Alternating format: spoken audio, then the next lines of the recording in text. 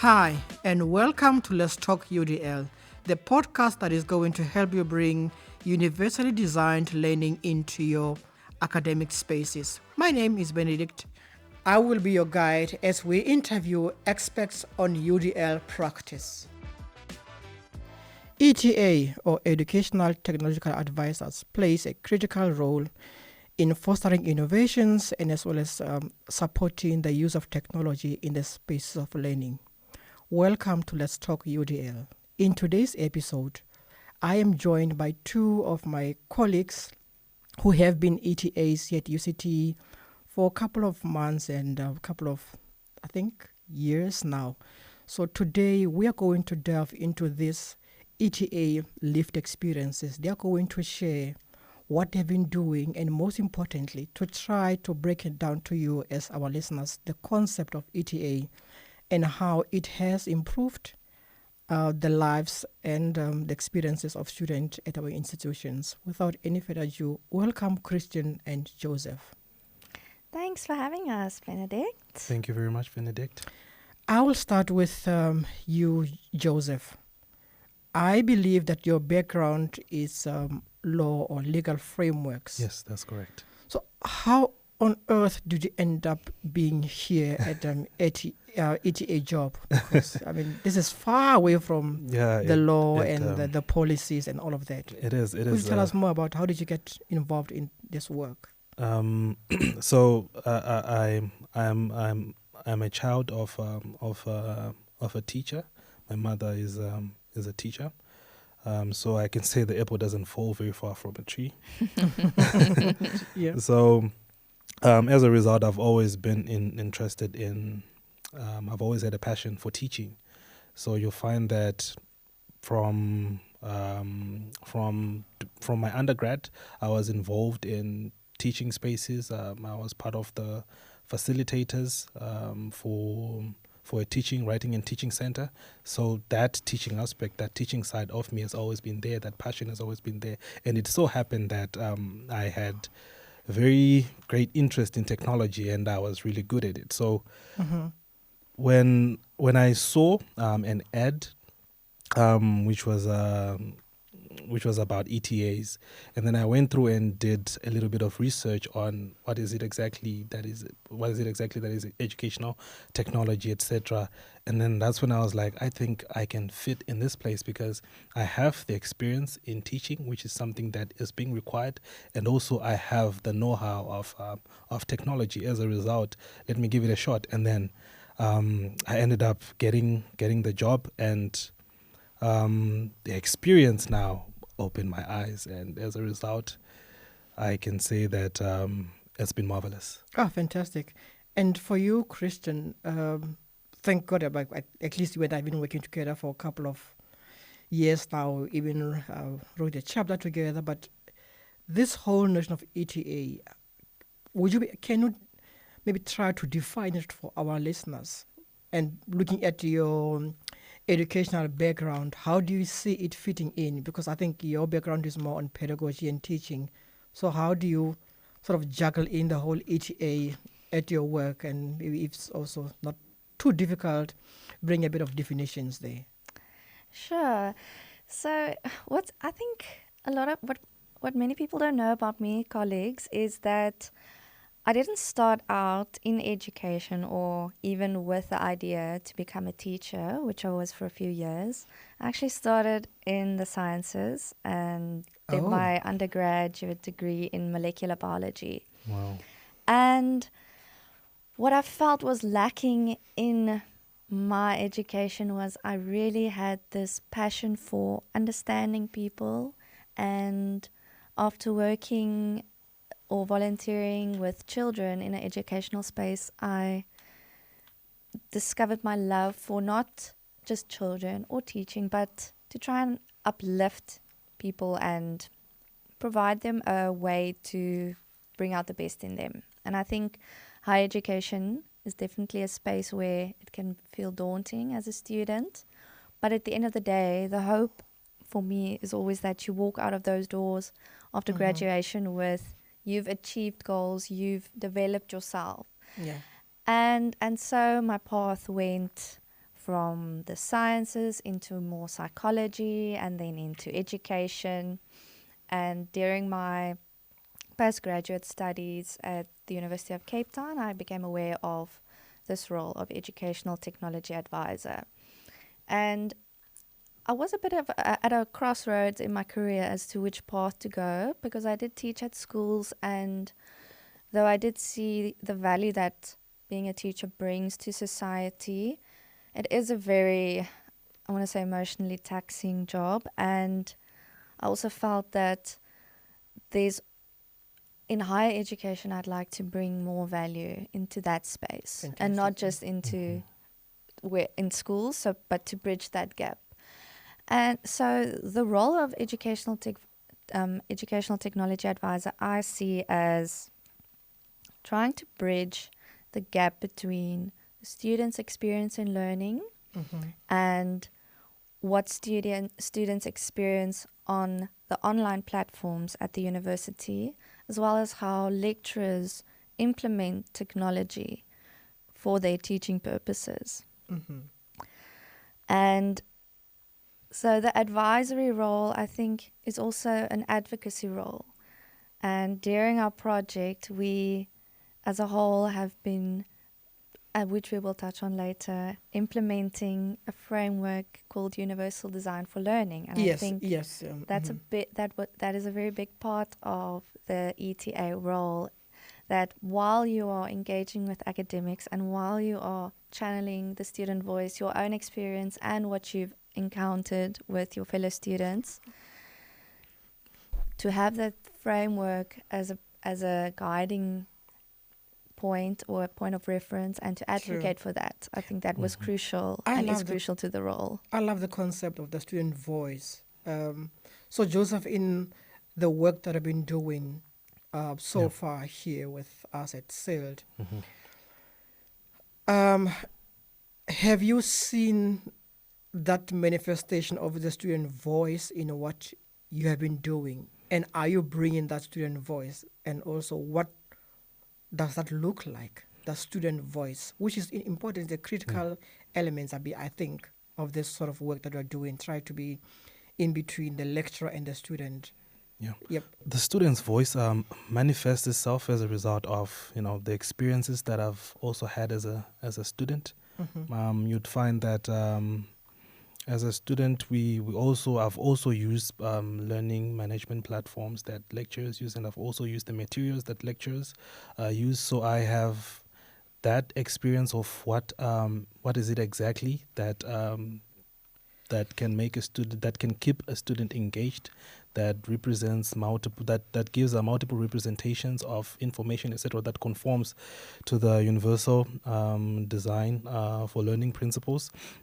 So whenever I was involved in, for example, the restructuring of a course site, you'd find that I would always, when we always start with meeting up with the lecturer and trying to understand their perspective and what they would want the course site to look like. So you find that that's when the student voice would come in, because if a lecturer would say, no, this is how I want my course to look like, and then I would intervene and say that, look, but from a student's perspective, if we set it up this way, you find that students are not, there are chances that students might not see the information, or there are chances that the student might not continue engaging with the information because of the setup that you're advocating for. As a result, can we try to use this setup, because this is much more easier for a student to notice. It keeps the student captivated. It keeps the student on board in terms of engaging with the content that you post on the website. So, yeah, in a nutshell, I would say that's how the student's voice manifested, was bringing in that student perspective to help lecturers and to help the system as a whole. And how difficult that is, because now you are not a student, and at the same time, you don't. It's like you're trying to bring something to the lecturers that, look, this is what would work for the student. And bear in mind, the lecture things that they know their work, they Yeah. have studied their work. How easy or how difficult was those sort of negotiations as an ETA to bring the student voice in the development and the design of the course? What I have, some of the techniques that I've learned from the learning designers that I've been working with was you design first, or you create a structure first, and then you go with that structure to the meeting, and then you tell them that, okay, so with the things that I've been introducing or the information that I've been giving you, this is how it would look, and this is how students would view it. And this technique has worked because most of them would really like it and would realize that, okay, so basically if I use it this way, for sure, if content is not chunked, it's gonna get tiring, for a student to just continue scrolling a page with a lot of information. As a result, let me chunk the content into bits and pieces, in short bits and pieces, where that can keep a student engaged, because the concentration span of a person, it's quite short, probably because of TikTok. Probably because of TikTok. So our concentration span has really shortened. So you find that it has been a challenge, but the techniques that I've learned from the learning designers have really worked for me in terms of introducing some of these ideas to the lecturers. Marvelous. And can I add there? Yes, you may. Thank you. So, in my experience, I've always had lecturers be very much focused on what the student, or that the student should be at the focus of the course. But many times people don't know what they don't know. So I agree with what Joseph has said there. It's good to come into that type of space with suggestions and ideas, and because at the end of the day, we all, in my experience, have the same goal in mind, and that is to create the most effective learning experience for students. So I've never had any conflicts where I needed to push for one thing, but I did have a lot of situations where people would ask, this is what I really want. I want my students to have this experience, but I don't know how to do it in an effective way. And that is where I think the ETA role really comes to shine. Yes. Well, I was hoping that one of you will say, you know what, I remember one incident where I felt like just hating the lecturer or just throwing with a cup of coffee. But anyway, so now, Kristen, are you able just to describe some of the key projects that you have been involved in, and what sort of impact do you think your role as ETA has sort of shifted the discourse within this learning landscape? Yeah, so when I joined the Center for Innovation of Learning and Teaching, the first project we worked on was the Rapid Refresh. So that would be looking at course sites that have been built on Vula, the learning management system, and seeing how we can improve it in a very short time. And so that was my entry to this space, and I was mentored by very talented learning designers at SILT, which guided me and helped me to develop my own voice and view in this space. Yeah. So from there, we started the migration from Vula to Amatuba. And here, I think I had a great opportunity to get my eye on a lot of course sites and to have interactions and communications with lecturers. Because a lot of the time, it's easy to look at a site. You don't know who built it. You don't know who was behind the ideation. But when you communicate with whoever's teaching that course, then you have a better sense of what they want to achieve or trying to achieve, and how that aligns with what would be best practice for learning. And I think, even as Joseph said, just by ensuring that the course layout, not just visually, is organized or consistent, but in terms of accessibility, to make sure that where I could, in my capacity, to ensure that any resources that are shared are accessible to anyone, whether that means for students with visual impairments or Yeah. auditory impairments, or even just any type of neurodivergency where too much information in one place is overwhelming. Yeah. That's why I think I could bring in some change and suggestions. Yeah. And then the other project where I also think we made an impact by sharing the universal design learning applications at the University of Cape Town to the world is with my collaborations with the IDEA Research Unit. And Benedict, you must please elaborate what the acronym stands for. Inclusive Disability Education in Africa. Thank you. And what was lovely about working with this team is that I assisted them as an ETA on one of their short courses on the course site, the layout, the uploading of resources in accessible ways. And then we were able to share our experiences through our research that we have published.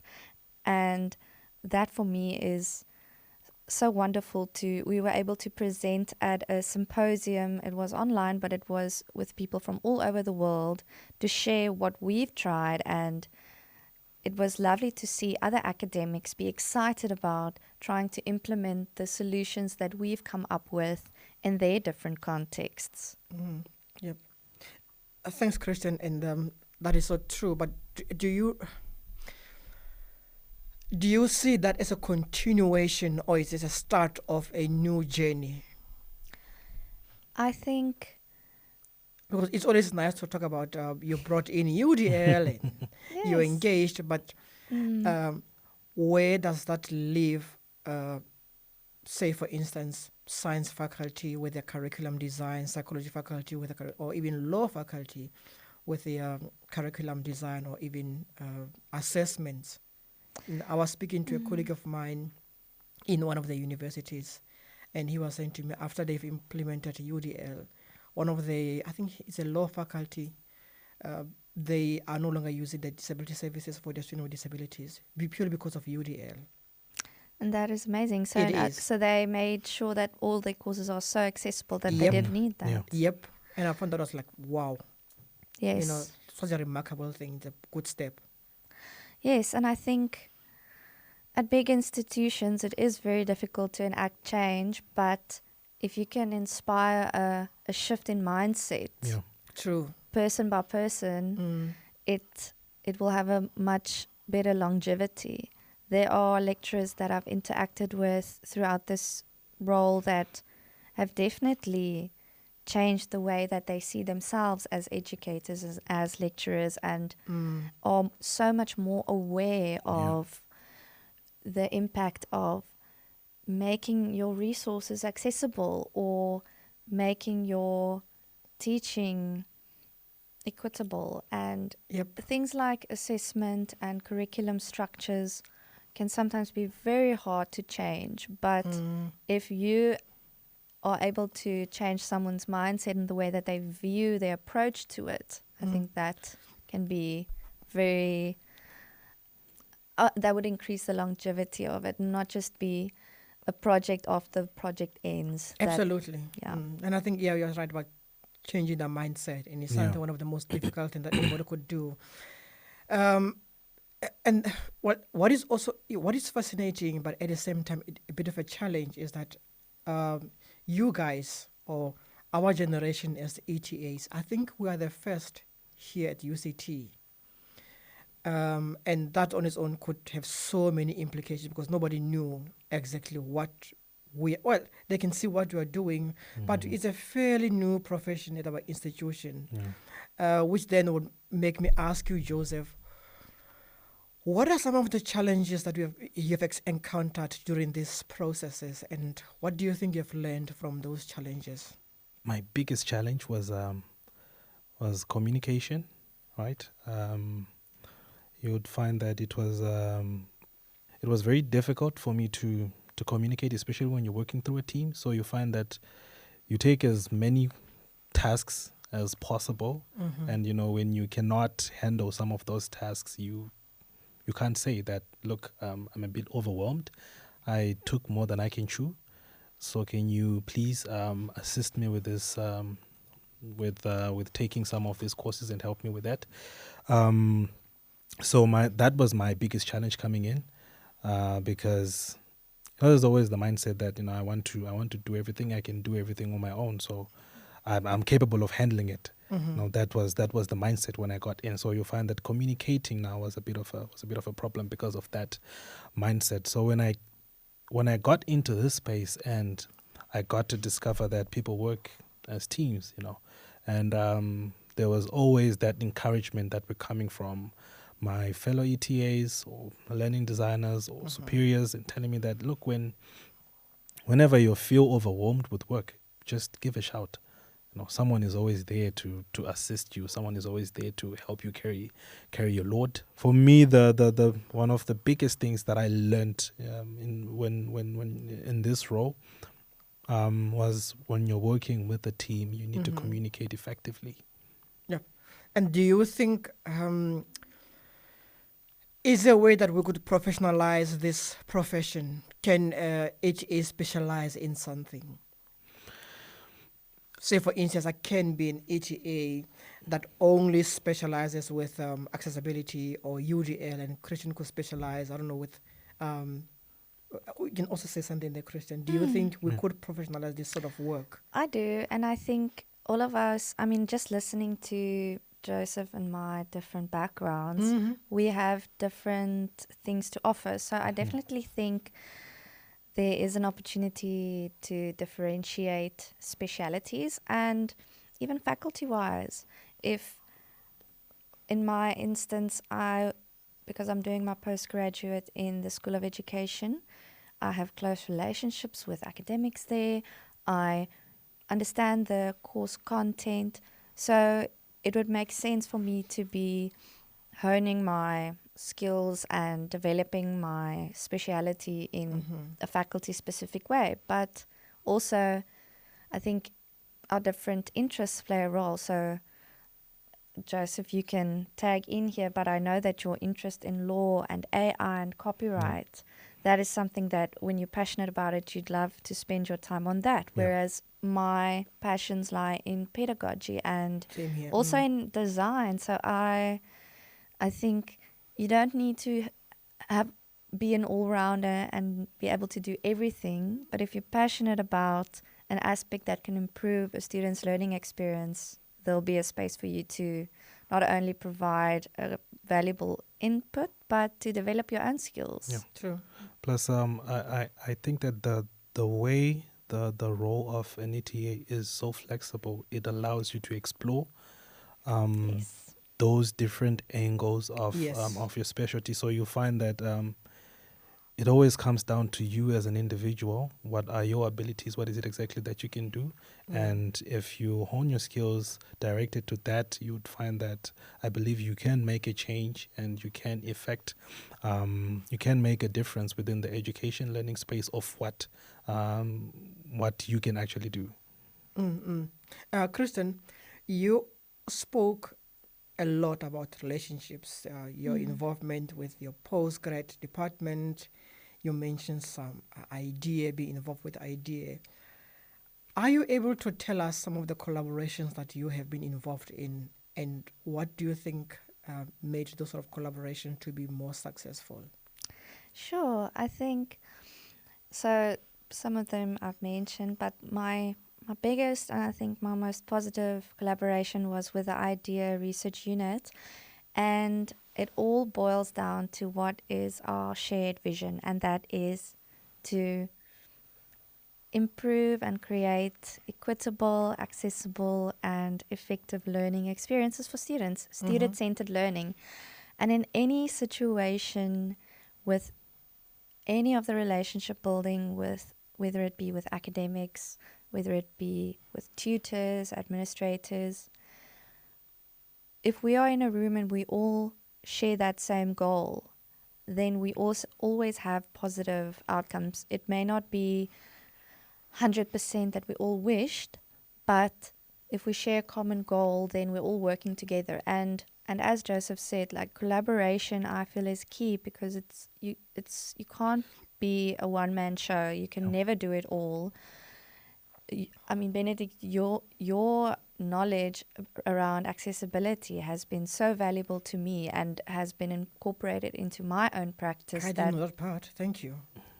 And if we didn't work joking. together, then that's something that I wouldn't have been exposed to. Yeah. So having diverse groups with diverse skill sets in collaboration, I think really provides great outcomes. Yep. And now both of you have sort of mentioned the implementation of UDL in the work that you have done. Anyone, whoever is feeling comfortable to answer, can just give me an answer. Where have you seen that implementation be more beneficial for the student and the lecturers? I know you're Christian, you and the idea the group on our episode 4, you spoke about the project that you did. I think there's a DSE in education, and Yes. it was under UDL. But is there any one that besides that one? Well, I think one of the biggest things for the implementation of UDL is to actually make people aware of it, and then to show that it is achievable. As an academic, your workload is immense, and you are juggling many balls. And I think so for myself, because I've been working with UDL and doing research on it, having an in-depth knowledge of the framework is important to be able to provide assistance and examples to lecturers that is feasible. Because I think one of the biggest challenges as a teacher, as an educator, as a tutor is, how do I provide the information in a way that I can be consistent and I can keep up with. So it's nice to say, create 50 chat rooms and we'll discuss every lecture, every topic, but for one person that's not feasible always. Yeah. So successes I've seen in practice, I think, especially after our emergency remote teaching due to the COVID-19 pandemic, has been courses like in the School of Education where lecturers have really taken into account the idea of having your course layout consistent. And that, I think, it speaks to representation, it speaks to... It creates psychological safety. If you know what to expect when you open up your learning management system, you'll already feel at ease in comparison to courses where you are asked to go look through files and you're not really sure, is this the reading for this week or is it that one? Yeah. And then to have consistent opportunities for engagement. So in one particular course, the academic did have the capacity to keep up with communication. So the individual would have weekly discussion boards where questions were prompted to students and then students would respond to each other. And that provides multiple means of action and expression in UDL. Yep. And it also improves engagement because you as a student know that you can comment on your fellow students' answers to these questions, and someone could give you a different perspective. So in that sense, I definitely saw a positive impact of UDL. And do you think, did it create more work for the lecturers, or if it made their life much more easier? I'll tell you why I'm asking that question. 2 weeks ago, one of our colleagues came to me to ask me something about accessibility. And I felt so horrible to say to them, look, this is not going to work for me because you guys did a lot of decorations and whatnot. And then I said, look, the only way to make it accessible, this is what I need to do. And then afterwards, they said to me, no, actually, we need to make our life way much more better. Because with what we did, it was going to be too much exhaustive. So thank you. That's why I'm asking the question. Do you think, as you engage, and you can also bunch in there, Joseph, you with the lecturers around the work that you have been doing as ETA, that it sort of reduced their work, or do they go down and thinking, I hear what Kristen Joseph said, but oh boy, this is another task on its own. I need to employ someone to do all of this UDL, ETA work, because sometimes they might even associate the UDL work with ETA as if, but it's not. But yeah. Well, one way to mitigate that is that I definitely go into every meeting or engagement with a mindset that I don't want to create extra work for an academic, because I know that that's not sustainable. Yep. So, yeah, keeping that in the forefront of my mind when I provide suggestions.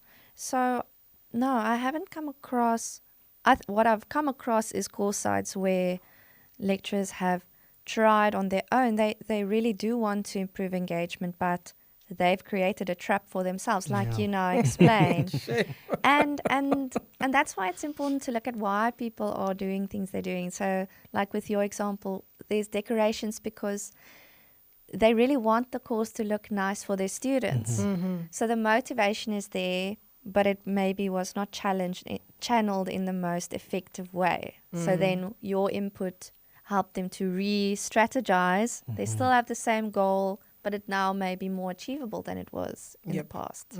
Fantastic. And on that note, what would you say to little Johnny in the middle of nowhere who might be thinking, that was a very nice conversation.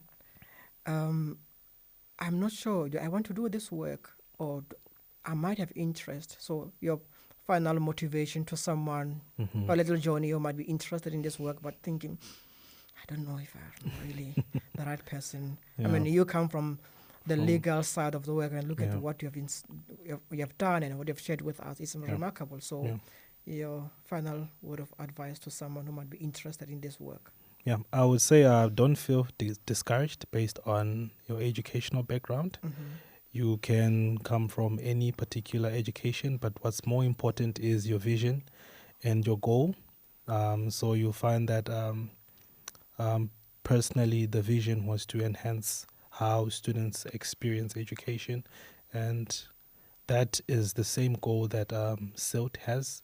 And despite where my legal background and where I come from, you find that we were able, because we share the same vision and the same goal, we're able to harmonize that. And in doing that, we are making progress in whatever that we're doing. So to the little Johnny that's there thinking, I'm